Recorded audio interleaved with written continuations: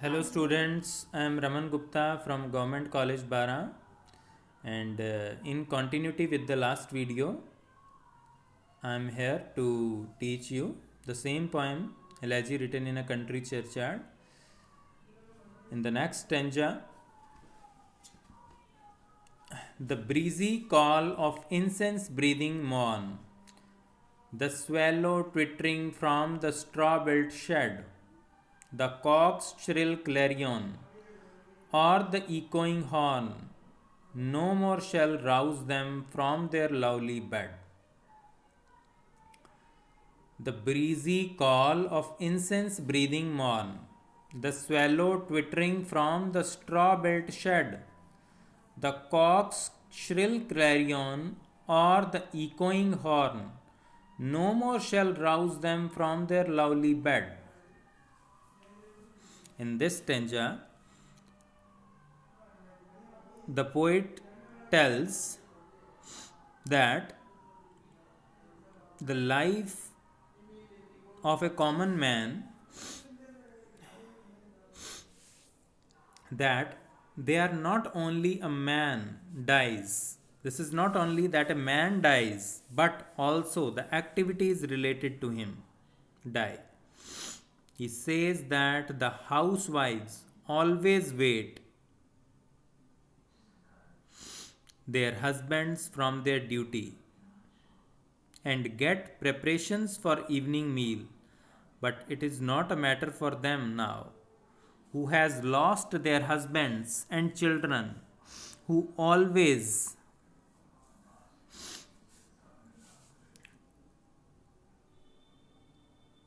who always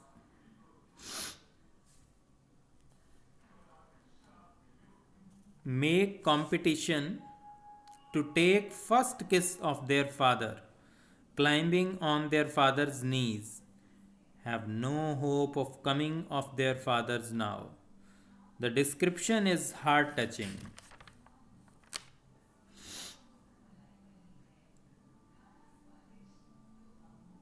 As we see generally that when the father comes to home by doing the whole day's work, the children run to climb over him, his knees, and the same description has been given in this stanza that there are no one now is waiting for them because there is no they have no hope of coming them back.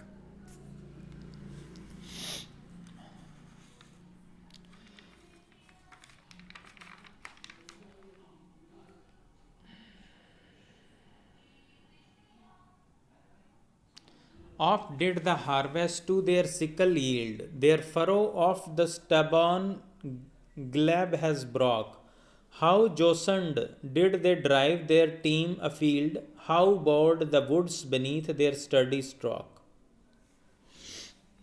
The poet says that in this stanza that these unfortunate men have slept in their graves forever with perfect peace, and he also says that nobody can awake them from their great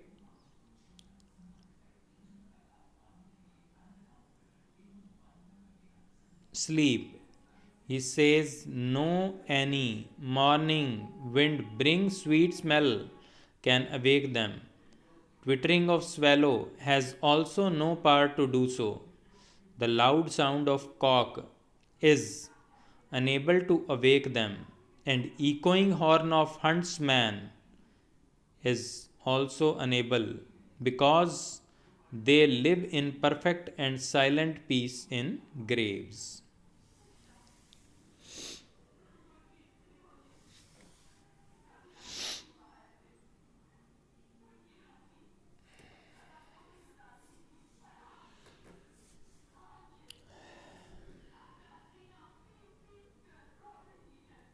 Let not ambition mock their useful toil, their homely joys and destiny obscure, nor grandeur here with a disdainful smile. The short and simple annals of the poor. The poet tells us that joys of these common men are great.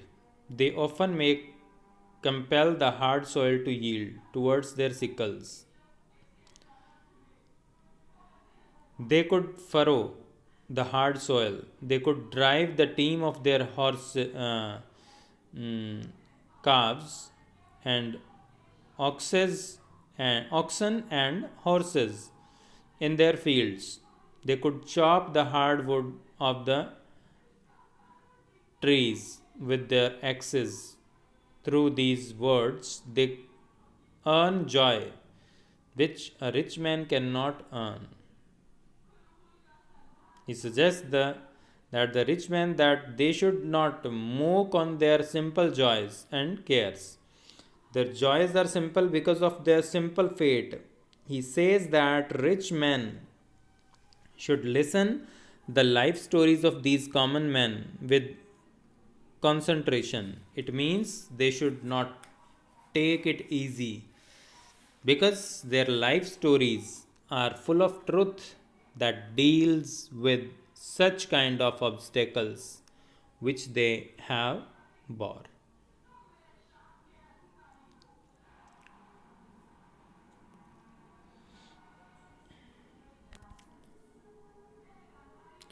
In the next stanza, the boast of heraldry, the pomp of power, and all the beauty, all that wealth ever gave, awaits alike the inevitable hour, which is inevitable hour?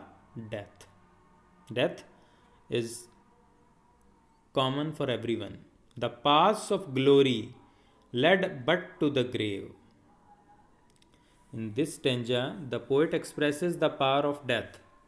He says persons who are proud of their high birth, beauty, good looking, and of wealth will face the death surely, because death is a great leveler. It makes no difference between poor and rich and levels the difference which is prevailing between them. No one can spare himself from the clutches of death. So, it is the inevitable hour which spares no one. It is equally waiting for everyone. Even it is rich or wealthy. Nor you, ye proud, impute to these the fault. If memory over their tomb no trophies raise. Trophies, the epitaph which is generally put on the graves of the dead people, where through the long drawn easel and fretted vault, the pealing anthem swells the note of praise. These lines reflect the idea that people of high birth should not mock on the graves of these unfortunate men who could not get place for their graves in churchyard because of poverty, and their graves have no any inscription or monument in spite of beautifully arched graves of rich persons. They only the only reason is that because of poverty or bearing the burnt of poverty, it is not possible for their relatives to make any beautiful tomb on their graves.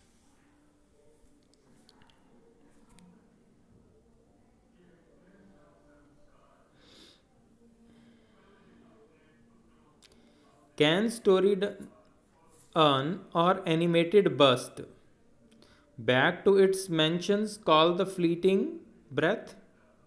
Can honor's voice provoke the silent dust? Or flattery soothe the dull cold ear of death? This is there are questions in this stanza. These lines tells us that to make a tomb or statue or story done on the grave of some person is vain. It is useless because it cannot bring back to the departed soul the praises and songs which are sung in order of their praise cannot be heard by the deaf ears of the dead person. So it has no meaning.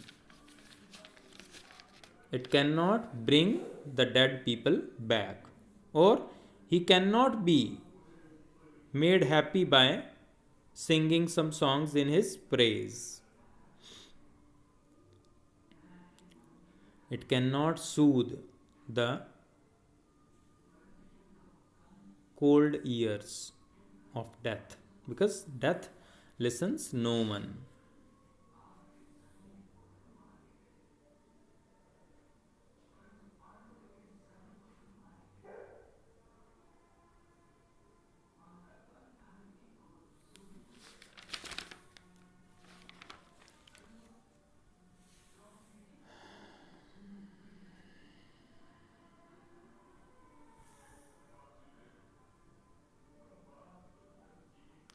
So, students, the rest of the poem I will discuss in the next video. Okay, if you find any problem, you can ask me. Okay, have a nice day.